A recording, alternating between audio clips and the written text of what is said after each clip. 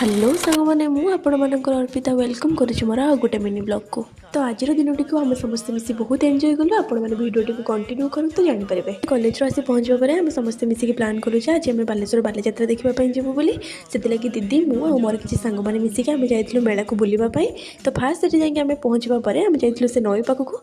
से नईर भ्यू बहुत भल था। तो से बुलाबुली कर सारा आम आसलु मेला भितर को। मेल पड़ा विभिन्न प्रकार जिनस देखा आ मेला को एंजॉय करने को। तो सेठी आम बहुत सारा जिनस देखीलु। बहुत कम रेट्रे मो मन पसंद होता जिनस किसी से पाई मुझे आसी मो माँ गोटे मो चूड़ी आनी। मेलार जो देखो से केवल झील मान कस्मेटिक ही थाए। तो मेलार अधिक बुलवा ठार आमर से दुकान पाखे ही अधिक टाइम पड़े जाए। ता भितर आम घर पाख दीदी सह मोर टे देखा से मो ब्लॉग नहीं आसी। आमको जेहेतु 7 पूर्व आसी मेस पहुँची पार्ला से बेस लेट नक बाहर आसी। तो मो ब्लॉग को ये रखुची। रही टाटा।